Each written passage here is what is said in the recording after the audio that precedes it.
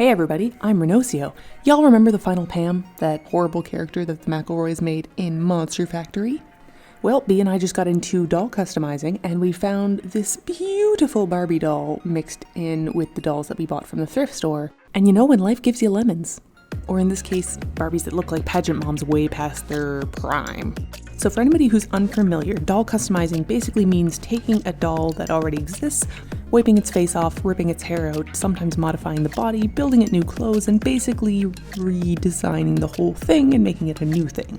Pam is more or less our first foray into doll customizing, and that's probably a good thing because boy is she rough.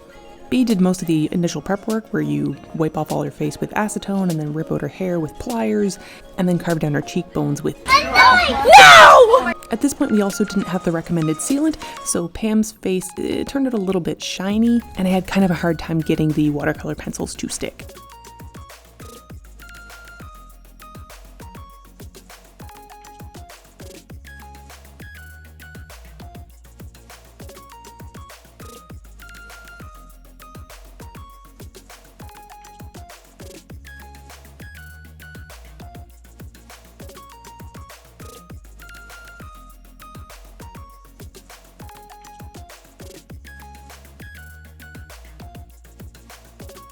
The hair was another challenge. B cut out a piece of foam, stitched it all together, then glued it to Pam's head in this beautiful arrangement you can see here.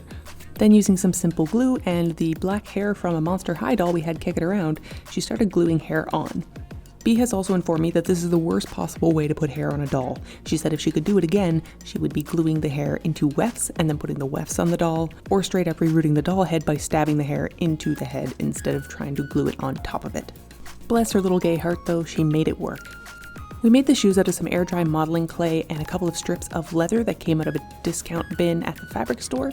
And because Barbies have such weird tiny feet, the shoes I made for her are actually quite a lot bigger than her feet. And there's cardboard bolsters inside of the shoes that sort of hold up the heel of her foot and then keep her toes from sliding in too far. One side of the clay actually collapsed in as well, which friggin' sucked, but I ended up just kind of patching it with hot glue and then painting over it and it was fine.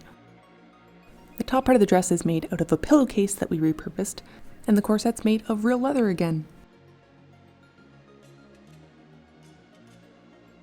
The skirt was made of a stretchy fabric that B initially had Velcro attached to, but the skirt kept falling halfway down Pam's diddly darn leg, so I ended up sewing it pretty much directly to her so that it wouldn't come off anymore.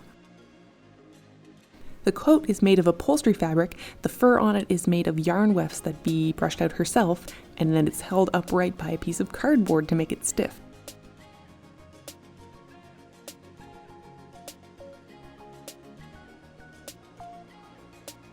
We also made her a metal sun. While she's a little more articulate than some of the Barbies I grew up with, this Pam doesn't really have a lot of movement like the Monster High dolls do, which is kind of unfortunate. And I'm not too happy with how the sealant on her face turned out, but it was a learning experience. So I hope you guys like this. I hope you get a kick out of her, because we sure do.